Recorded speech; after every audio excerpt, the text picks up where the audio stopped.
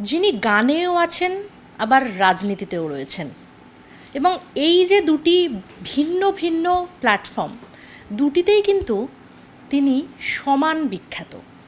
তিনি একটা সময়, এবং বলা যায় এখনও, বলিউড মাতিয়েছেন এবং মাতাচ্ছেনও। তার পুজোতেও গান বেরিয়েছে, আমরা শুনেছি। এবং রাজনীতিতেও কিন্তু তিনি সমান বিখ্যাত। তিনি দুবারের সাংসদ, একদমই। আমার সঙ্গে আজকে রয়েছেন কেন্দ্রীয় মন্ত্রী এবং আসানসোলের সাংসদ বাবুল সুপ্রিয়। দাদা, আপনাকে অনেক স্বাগত আরোহী নিউজে। প্রথমেই নতুন বছর, তাই জন্য happy new year. Thank you so much. Thank you. আর আপনি শুনছিলাম যে আমরা খবর ছিল আপনার গাড়ির কনভয়ে কিছু মানে দুর্ঘটনা ঘটেছিল। এখন কেমন রয়েছেন নতুন বছরের শুরুতেই? দেখুন, আমার এবছর ঠিক নতুন বছর বলে কোনো মানে হ্যাপি নিউ ইয়ারটা আমার ক্ষেত্রে প্রযোজ্য নয়। জাস্ট 9 ডিসেম্বর আমার মা মারা গেছেন। তো nothing seems happy right now. তো কাজ রেসপন্সিবিলিটি এগুলো আছে বলে সব কিছুই করছি। আর যেটা জানি যে ভুলে থাকার ওইটাই একমাত্র উপায়, কাজের মধ্যে নিজেকে ডোবানোর চেষ্টা করা। কনভয়ের অ্যাক্সিডেন্ট, হ্যাঁ, পরশু দিনের যেটা হয়েছে সেটা খুব সিরিয়াসই ছিল অ্যাকচুয়ালি। পেছনে গাড়িটা তো কমপ্লিটলি চুরমার হয়ে গেছিলো। আমি নিজে চালাচ্ছিলাম, কাটিয়ে বেরিয়ে গেছিলাম। গতকালও আবার সামনের, আমি আর নাম করছি না, এমনভাবে ব্রেক করলো যে পেছনের সব গাড়িগুলো এসে আমার গাড়ির পেছন থেকে। তো আমি নিজেই আমার নিজের গাড়িটা আমাকে এখন চালাতে হচ্ছে, কারণ যে কোনো কারণেই হোক ফ্যামিলি গাড়িতে থাকলে আমি নিজে চালাতে বেশি স্বাচ্ছন্দ্য বোধ করি। এবং আমি মনে করি পরশুদিন আমি না চালালে হয়তো এই গাড়ি যেভাবে অন্ধকারের মধ্যে এসে সামনে থেকে এসে গেছিলো, তাতে হেড অন কলিশন হতো। আমি যেহেতু ড্রাইভিংটা আমার প্যাশন এবং ভালো ড্রাইভার বলেই মানুষ জানে, সেই জন্যে I could manoeuvre that and go away. বাকি এই, আমি কোনো কমপ্লেন কিছু লঞ্চ করিনি। I don't want to say anything more about it. That's what it is. কি রাজনীতিটাই এখন বেশি করে ফোকাসে? না, রাজনীতিটা ফোকাসে নিশ্চয়ই, কারণ ওটাতে আমি একটা রেসপন্সিবল, এবং আমার আসানসোলের কনস্টিটিউয়েন্সি হোক বা আমার মন্ত্রক হোক, সব কটাতেই আমি খুব দায়িত্ব নিয়ে কাজ করার চেষ্টা করি। তার কারণ এমন কিছু করতে চাই না যাতে মানুষ কখনো আমার গান বাজলে যাতে কেউ না বলে যে না না বাবুল যা করছে তাতে ওর গান শুনতেই চায় না, এটা আমি কখনো হতে দেব না। তো সেই জন্যই আসানসোলের মানুষও 5 বছরে প্রথমবার নয়, ঠিক আছে, গায়ক সেলিব্রিটি হঠাৎ দাঁড়ানো এইসব দেখিয়ে প্রথমবারের জেতাটাকে অনেক সময় মানুষে ওইটার ওপরে দেখে আর কি, সেলিব্রিটি ওইভাবে দেখেন। এবং অবভিয়াসলি মোদিজির যে 2014-তে যে ঝড় ছিল, 19-এও ছিল, কিন্তু সেকেন্ড টাইম সেটা কিন্তু তখন কিন্তু মানুষের সেলিব্রিটি দেখে না, দেখে যে সাংসদ হিসেবে সে এলাকার জন্য কী কাজ করেছে বা কতটা সততার সঙ্গে মানে অনেক রকমের বাধা বিপত্তি, road block Trinamool Congress continuously সৃষ্টি করে গেছে। সেটা তো আবার সেখানকার মেয়র এখন লিখিত আকারে দিয়ে দিয়েছেন যে কী মানে কীভাবে আসানসোলকে বঞ্চিত করা হয়েছে, যাতে আমি এতদিন ধরে যে অভিযোগগুলো সুনির্দিষ্টভাবে করছিলাম, যেগুলো হয়তো তৃণমূল রাজনৈতিক অভিযোগ বলে উড়িয়ে দেওয়ার সুযোগ পেত, সেটা এখন আর পাবে না, কারণ সবটাই black and white on paper. আসানসোলকে স্মার্ট সিটি না হতে দেওয়া, সব কিছুই দিদির অনুপ্রেরণায় হয়েছে। দাদা, আসানসোলের প্রসঙ্গে যখন এলো তখন আপনি বললেন যে আসানসোলের উন্নয়ন হয়নি দিদির অনুপ্রেরণায়। হ্যাঁ, তো সেটা মানে কেন, কি মনে হয়? দুর্গাপুরকে তো স্মার্ট সিটি ঘোষণা করা।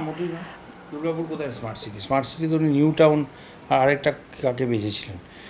আর দুর্গাপুর তো এমনিতেই স্মার্ট সিটি। স্মার্ট সিটি তো সেই সমস্ত সিটিকে বাছা উচিত, শহরকে বাছা উচিত যেগুলো স্মার্ট নয়, বহুদিনের পুরনো সিটি।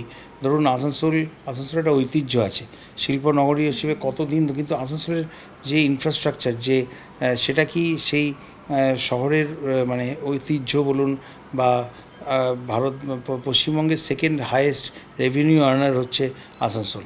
তো আসানসোলের মানুষ যদি মনে করে বা যদি আশা করে যে আমাদেরই মন্ত্রী, আমাদেরই সাংসদ, তিনি কেন্দ্রের নগর উন্নয়ন মন্ত্রী, তখন আমি নগর উন্নয়ন মন্ত্রী ছিলাম, স্মার্ট সিটি, সলিড ম্যানেজমেন্ট, স্বচ্ছ ভারত মিশন সব আমারই মন্ত্রকের আন্ডারে ছিল, তারা যদি মনে করে যে আশা করে যে আসানসোলকে স্মার্ট সিটি হিসেবে ঘোষণা করে আমূল তার সংস্কার হবে, তাহলে সেটা তো অন্যায় নয়। এবং এক্স্যাক্টলি এইটাই লিখে আমি কেন হতে দিচ্ছে এই কথাটাই লিখে আমি মুখ্যমন্ত্রীকে 2বার চিঠি লিখেছিলাম।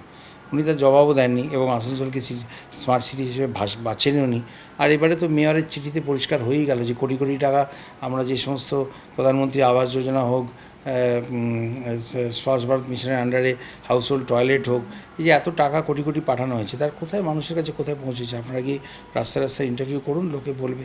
আর যদি আমরা সারা পশ্চিমবঙ্গে দেখি, তাহলে এই কাকদ্বীপ বা এইসব অঞ্চলে, মেদিনীপুরের যে সমস্ত অঞ্চলে আমফান বা বুলবুল এসে ছাদ উড়িয়ে দিচ্ছে, বাড়ির পর বাড়ি ভেঙে যাচ্ছে, যদি প্রধানমন্ত্রী আবাস যোজনার টাকা যদি তৃণমূলের ভাই ভাইপোদের হাতে গিয়ে না গিয়ে যদি মানুষের কাছে পৌঁছতো, তাহলে 100টা বাড়ির যাদের চাল উড়ে গেছে, সেই তার মধ্যে অন্তত 40-50টা বাড়ি পাকা বাড়ি হতো, কারণ তো সবাই ওরা ইকোনমিক্যালি উইকার সেকশন, কাজে সবাই কোয়ালিফাই করে ওই টাকা পাওয়ার ক্ষেত্রে।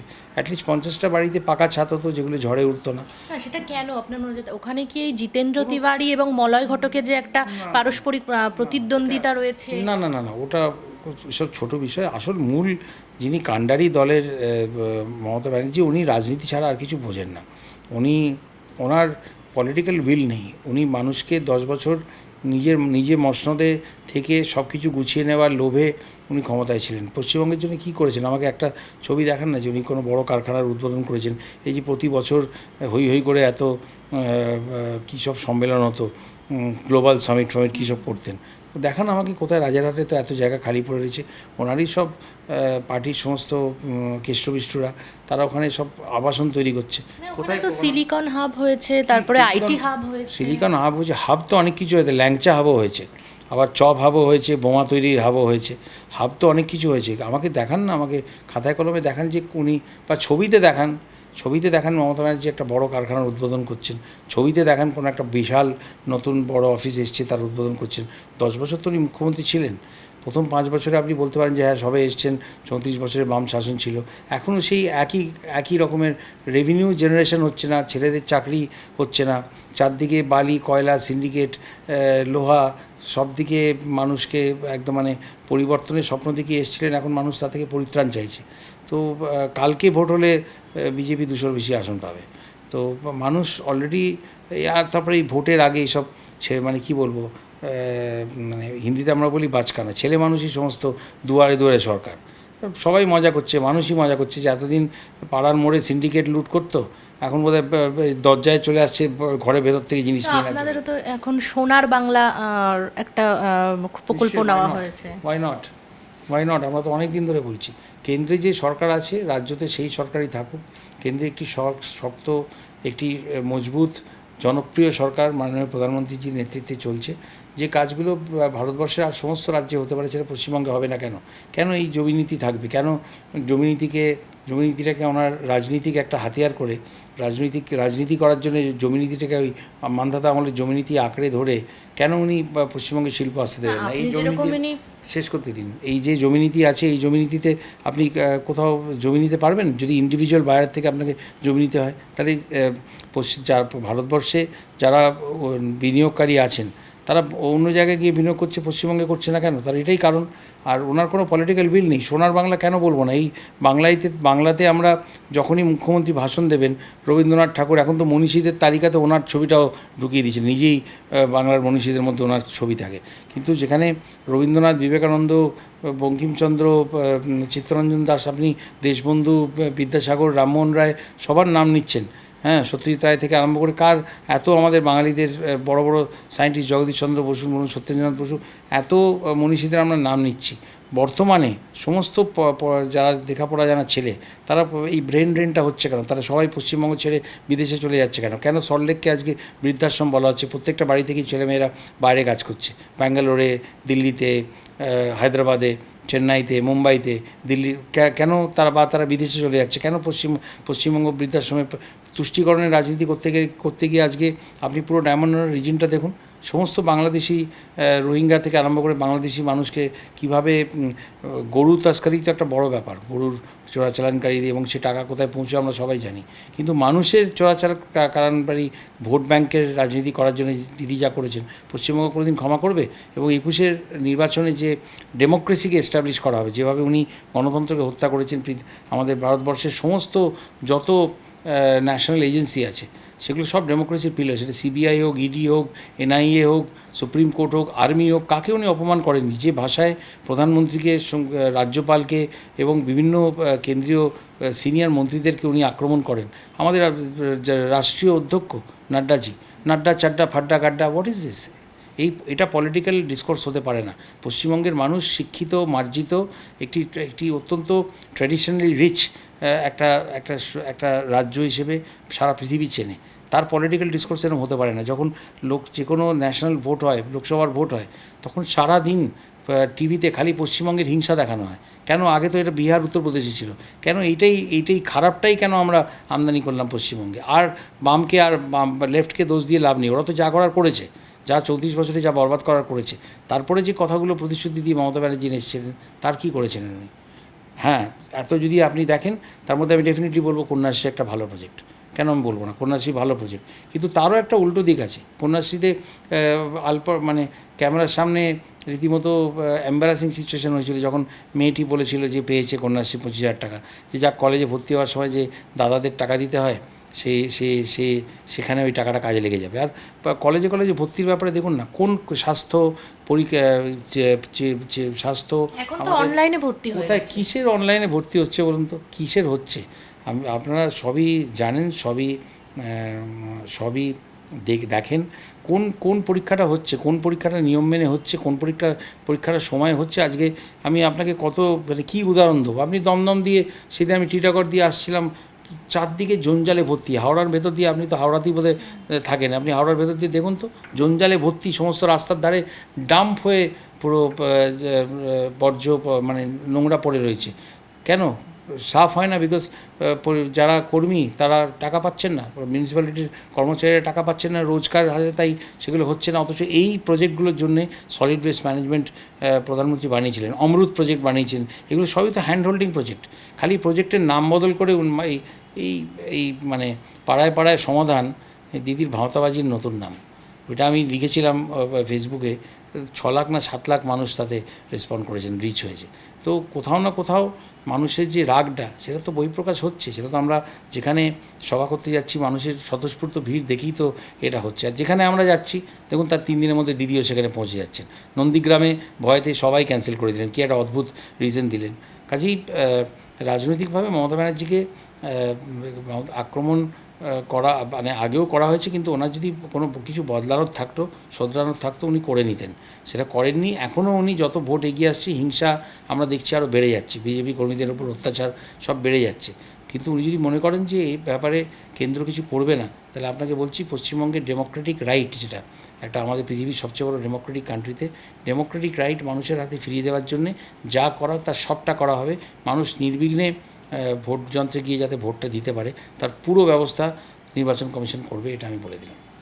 তৃণমূলের পক্ষ থেকে যেটা সবসময় বলা হয়, আপনিও যেটা বললেন, এই পাড়ায় পাড়ায় সমাধান, আর এইটাকে নিজে কটাক্ষ করলেন, দুয়ারে সরকার।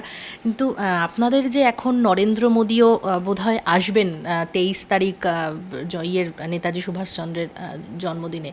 তারপর অমিত শাহ, তারপরে নাড্ডাজি, তিনিও বারবার আসছেন। হ্যাঁ, বাংলা টার্গেট এবার। হ্যাঁ, তো তখন তৃণমূলের তরফ থেকে এবং বিশেষ করে মুখ্যমন্ত্রী মমতা ব্যানার্জি যেটা বলছেন যে এরা হচ্ছে ভোট পাখি, ভোটের সময় এদেরকে দেখা যায়।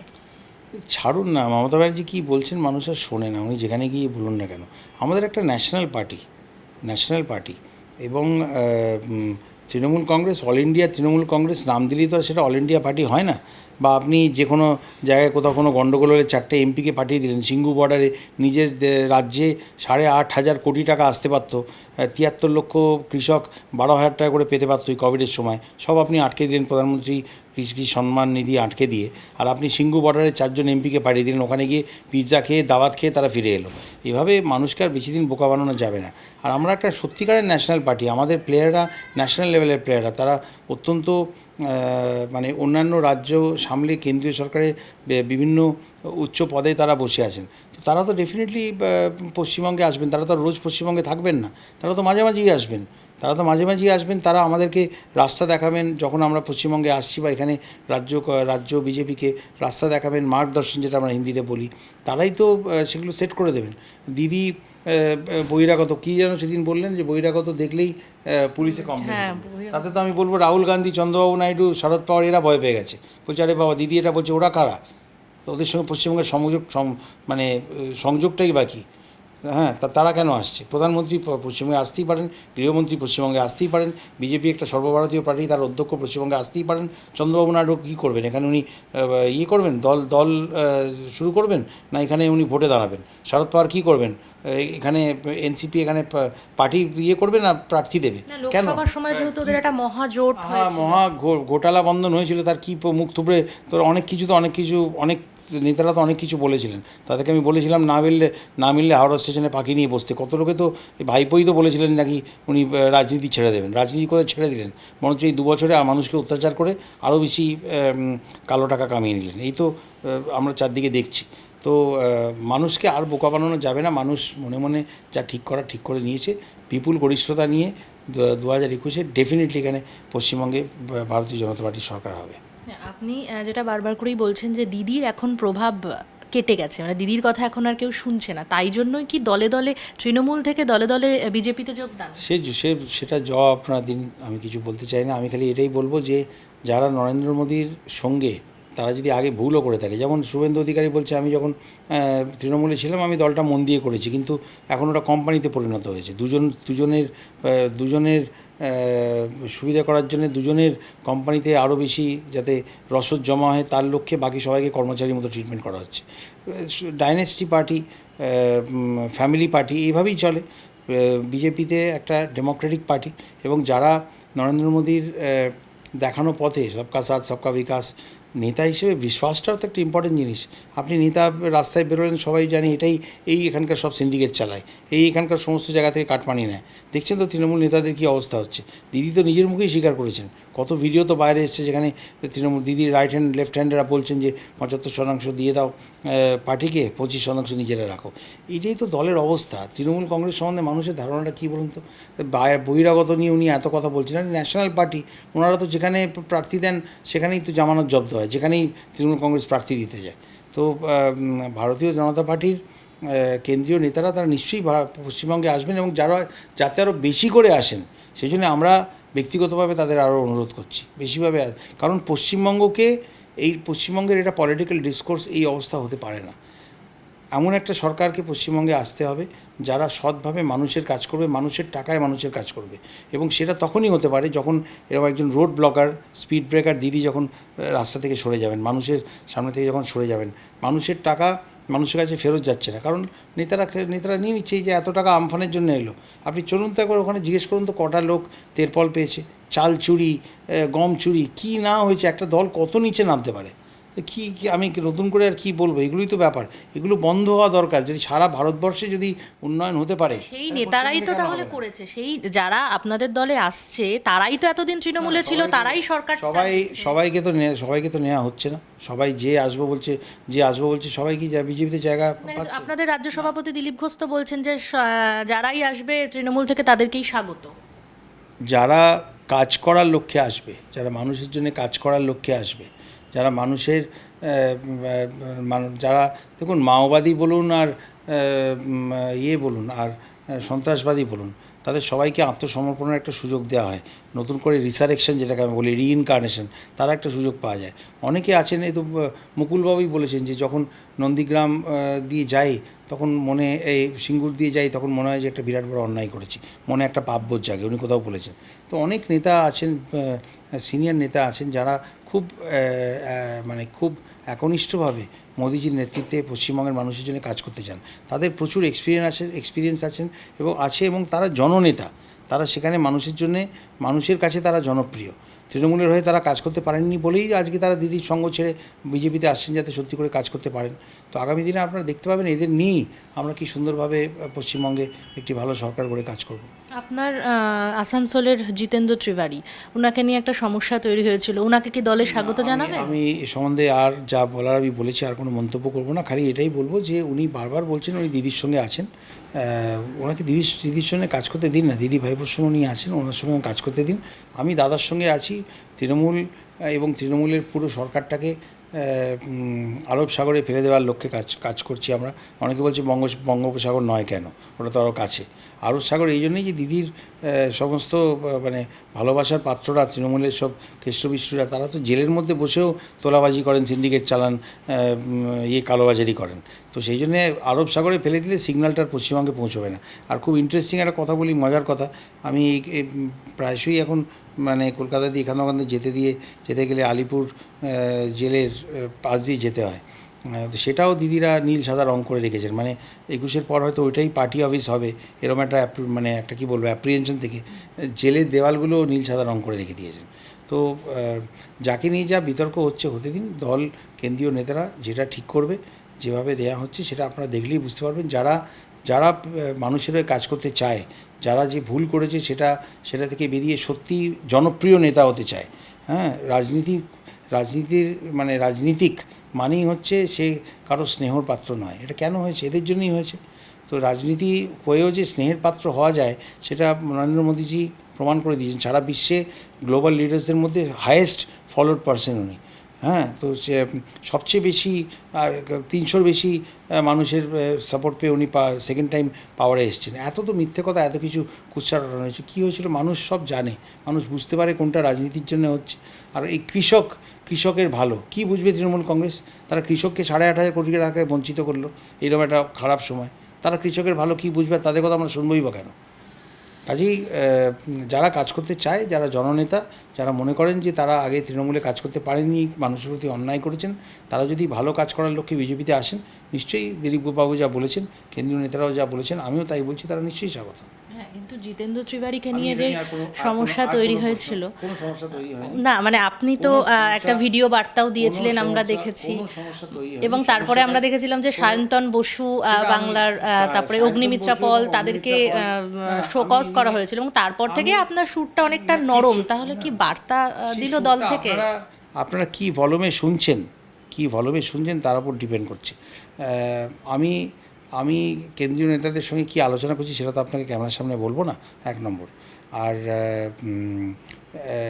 বাকি যাদের আপনি নাম করলেন, আমি বলবো তাদেরকে যে কোনো কারণেই পার্টি যে কোনো বিষয়ে কৈফিয়ত চাইতে পারে, বা কোনো একটা ব্যাপারে এক্সপ্লেনেশন চাইতে পারে। তো চেয়েছে, তারা নিশ্চয়ই জবাবও দিয়েছে, তাতে কি এসে যায়। আর উনি পার্টির ওপর বীতশ্রদ্ধ হয়ে উনি চিঠি লিখলেন ববি হাকিংকে, তাতে আমি এত বছর ধরে যা বলে আসছি সেগুলি উনি খাতায় কলমে লিখে দিলেন যে কোনো টাকা দেওয়া হয়নি, বঞ্চিত করা হয়েছে নেই। তো কাজে অটোমেটিক্যালি আপনারাই একটা জল্পনা সৃষ্টি করে দিলেন যে উনি বোধহয় বিজেপিতে জয়েন করছেন। তো সেটা যে হয়নি, সেটা তো চোখের সামনে দেখতে পেলেন। এরপরে আমি এটা নিয়ে সেটা আপনারা যতদিন পারেন, আপনারা যদি খবরের জন্য খবর চালাতে চান, ইউর মোস্ট ওয়েলকাম।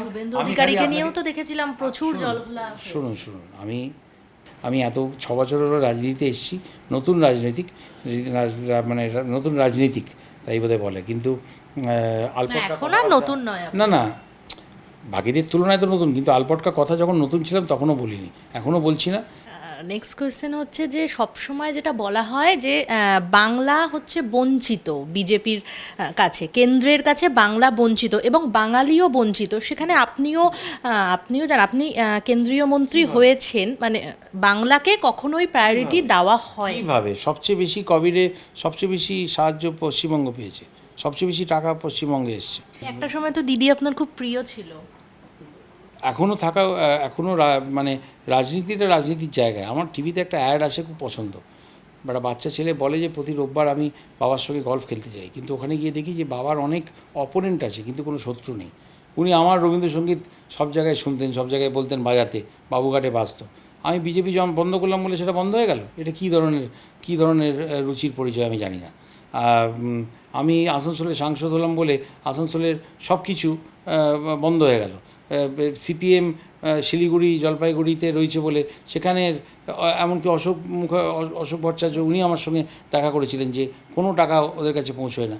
এখন দেখা গেল সেই একই অভিযোগ আমাদের আসানসোলের মেয়র করলেন। তো এগুলো তো যে অভিযোগগুলো করা আগে বলা হলে তৃণমূল রাজনৈতিক অভিযোগ বলে উড়িয়ে দিতে পারতো। এখন তো দলের মধ্যে থেকেই সে আওয়াজ উঠছে। শুভেন্দু অধিকারী তৃণমূলে ছিলেন, এখন বেরিয়ে এসে উনি যা যা বলছেন তার তো কোনো জবাব নেই এদের কাছে, ওই জন্য ব্যক্তিগতভাবে আক্রমণ করছে। আর তৃণমূল থেকে আর একটাও যেটা কথা বলা হয় যে তৃণমূলে থাকলেই চোর এবং বিজেপিতে চলে গেলেই সাধু। তৃণমূলে থাকলে চোর তো বটেই, তৃণমূলে থাকলে চোর তো বটেই। তারা বিজেপিতে আসলে সাধু না না না না, সেটা তৃণমূল বলছি, আমি তো আপনাকে আবার বলছি, যারা বিজেপিতে এসে আমাদের এই 6 বছর সরকার চলছে কেন্দ্রে, কোনো মন্ত্রীর বিরুদ্ধে কোনো ভ্রষ্টাচারের আরোপ তো এখনো লাগেনি, কোনো ঘোটালা বা কোনো এরম তো কিছু হয়নি। তো তৃণমূল কি অভিযোগ করছে তার ভিত্তিতে তো দেশ চলবে না, তার ভিত্তিতে মানুষের মনন চিরদিন তো তাদের বোকা বানানো যাবে না। কাজেই যারা আমাদের পার্টির আমাদের নেতা মোদিজির দেখানো পথে যারা মানুষের ভালো করবার জন্যে কাজ করবেন, তাদের আগেও বলেছি তারা বিজেপিতে স্বাগত। তারা কে কী করেছেন, সাধু চোর এসবের গল্পে আমি যাচ্ছি না। যদি আইনত কোথাও কোনো ভুল হয়ে থাকে তার নিশ্চয়ই আইনের পথে চলবে, রাজনীতির পথে চলবে। কিন্তু এই মুহূর্তে পশ্চিমবঙ্গে 2021-এর আগে যারা মানুষের জন্য কাজ করতে চাইছেন, যারা মনে করছেন তৃণমূলটা সঠিক জায়গা নয়, যারা দিদির আসলে এই যে মুখপাত্র বানিয়েছেন উনি একজন ভদ্রলোককে, তিনি বলেছিলেন যে সমস্ত রাস্তা সব কিছু গিয়ে কালীঘাটে শেষ হচ্ছে, মুখ্যমন্ত্রীকে গ্রেপ্তার করুন, এটাও সেই ভিডিও চারদিকে ঘুরে বেড়ায়। এবং যদি উনি যেটা বলছেন সেটা যদি সত্যি উড়িয়ে দেওয়ার মতো, ফেলে দেওয়ার মতো একটা ঘটনা হতো, তাহলে সেই সময় প্রিজন ভ্যালটায় বাজিয়ে এত আওয়াজ করতেন কত, যাতে ওনার ভয়েসটাকে ডাউন করে দেওয়া হয়। আজকে উনি কী বলবো, বাকছাল পড়ে উনি তৃণমূলের মুখপাত্র হয়ে গেলেন। এটা তো একটা পুরস্কার দিয়ে দেওয়া হলো যাতে সত্যি কথাগুলো উনি আর কিছু না বলেন। তো উনিই তো চিঠি একটা লিখেছিলেন, তো আমি আর নাম বলি তাতে কিছু এসে যায় না। এই মানুষগুলোকে আপনারা খুব ভালো করেই জানেন। কাজে আমার মনে হয় যে মানে নির্বাচনের আগে ভালো ভালো ইন্টারভিউ নিচ্ছেন, আমি ছাড়া আরও অনেকের ইন্টারভিউ নিচ্ছেন, অনেক গরম গরম প্রশ্ন করছেন, তার কিছু ক্ষেত্রে হাসি মুখে জবাব, কিছু ক্ষেত্রে রাগত জবাব যেরকম আমি দিলাম, কিছু ক্ষেত্রে সরাসরি উত্তর, কিছু ক্ষেত্রে ডজ করে যাওয়া। এটা তো আপনাদের কাছেও একটা খুব ইন্টারেস্টিং সময়, এটাকে উপভোগ করুন। আর আমি এটাই বলবো যে মানুষ আমাদের সাথে আছে, মানুষের ভোটেই আমরা জিতব। আমি বহুবার বলেছি, বিজেপির বহু নেতা বারবার বলেছে যে পশ্চিমবঙ্গে 356 ধারা রাষ্ট্রপতি শাসন জারি করার জন্যে একটা রাজ্যতে যে ঘটনা ঘটা উচিত, বা যে দিক থেকে কোয়ালিফাই করলে, যে ঘটনা ঘটলে একটা রাজ্যকে প্রেসিডেন্ট রুলে আনা যায়, তার সবকটা বাক্সেই তৃণমূল কংগ্রেস টিক করে দিয়েছে। কিন্তু আমরা চাই যদি ভোটের আগে বাড়াবাড়ি করে তৃণমূল কংগ্রেস হিংসার দিক থেকে, তাহলে সংবিধানে যা উপায় আছে, কেন্দ্রে একটি অত্যন্ত মজবুত সরকার আছে, জনপ্রিয় সরকার আছে, সংবিধানে যা যা বলা আছে সে অনুযায়ী ব্যবস্থা নেওয়ার অনেক রাস্তা আছে। সেটাও আপনাকে পরিষ্কার করেছি, দিদি যেন এটা ভুল না বোঝেন যে সবাই দাঁড়িয়ে দেখবে। অনেক রাস্তা সংবিধানেই আছে, এবং যদি সে রাস্তার দরকার পড়ে, সংবিধানই আমাদের আগে রাস্তা দেখাবে কী করা উচিত, কিন্তু সরকারের কী পদক্ষেপ নেওয়া উচিত। আর আমরা চাই যে মানুষই তৃণমূল কংগ্রেসকে ক্ষমতায় এনেছিল, মানুষের ভোটেই চূড়ান্তভাবে পরাস্ত হয়ে পশ্চিমবঙ্গে নির্মূল হয়ে যাক তৃণমূল। আর এটাই আমাদের লক্ষ্য। আমাদের লোকসভা ভোটের সময় যখন আমাদের তখনকার রাষ্ট্রীয় অধ্যক্ষ, যিনি এখন আমাদের মাননীয় গৃহমন্ত্রী অমিত শাহজি, যখন বলেছিলেন যে 22টা আসন আমাদের জন্য, 24টা আসনের লক্ষ্যমাত্রা ধার্য করে দিয়েছিলেন, আপনারাও অনেকে মুচকি এসেছিলেন।